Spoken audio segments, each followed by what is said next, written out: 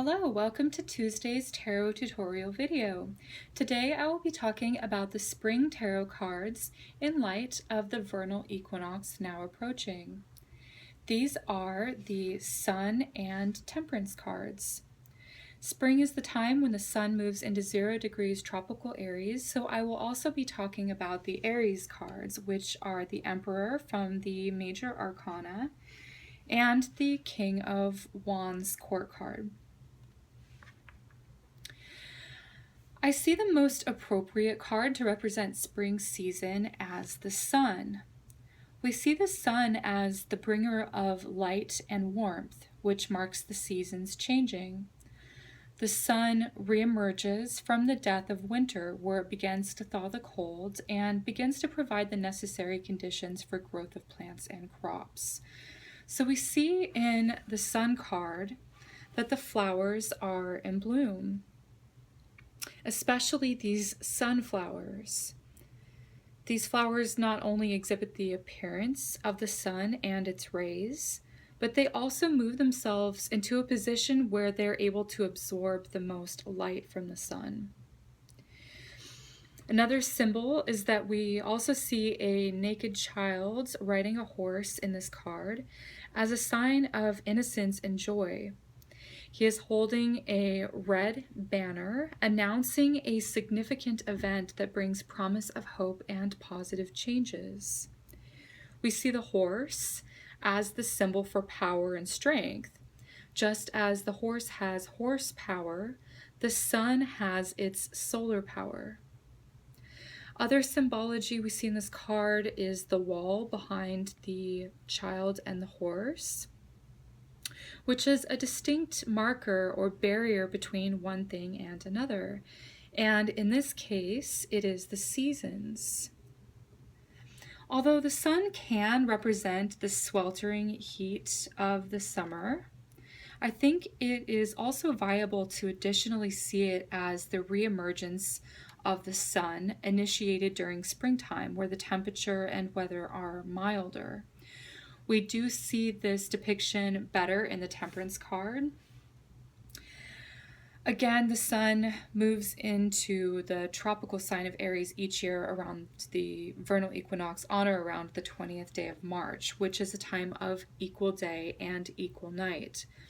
In the Temperance card, we see the theme of equality and balance being restored, as shown with the 2 cups pouring the water back and forth into each other to blend into a neutral and balanced state of being.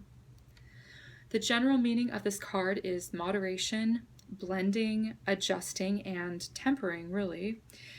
It is a card that is signified by the number 14, which comes directly after tarot card 13, the Death card. And I wanted to show quickly in the Death card, we see the sun is setting on the horizon. Okay, so it's signifying sunset here, which is the death of the sun. So then in the next card, 14, we see in the background the sun is coming up over the horizon. It's rising in the distance. This symbol indicates, again, the arrival of spring season, where the sun is being reborn. We also see in this card the milder weather theme with the growth of tulips, as well as this gray sky above. Gray doesn't necessarily have to represent rain clouds, although it can. But in this case, the color gray indicates that it is neither black or white, nor hot or cold. It is mild and somewhere in between, lacking in any extremes. Since spring has this initiatory energy, we associate this with the sign of Aries, which tends to initiate and start things. The fiery nature of Aries is known as the pioneer, who is assertive, eager, self-directive, and action-oriented. The Emperor card of the Major Arcana embodies the characteristics that I just mentioned, and he is clothed in red.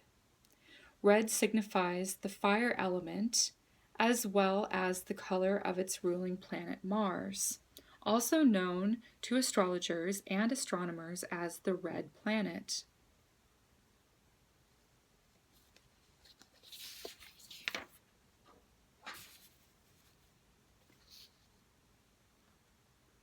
The throne he is seated on is adorned with the head of the ram, showing the association to Aries. As a side note, there are 4 ram heads on this card, and there happens to be 4 seasons.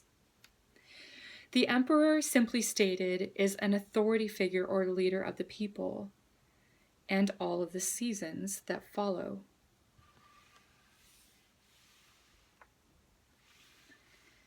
The King of Wands is a character card, otherwise known as a court card, that also represents the sign of Aries. Aries is a masculine sign shown by the male gender of this king in the card. Aries is a cardinal fire sign. All of the cardinal signs in the zodiac show up as kings in the court cards. All fire signs are shown as wand characters in the court cards. Generally, wands represent initiative, excitement, movement and action, and manifestation. Wands people, like this king here, are generally courageous and ambitious people.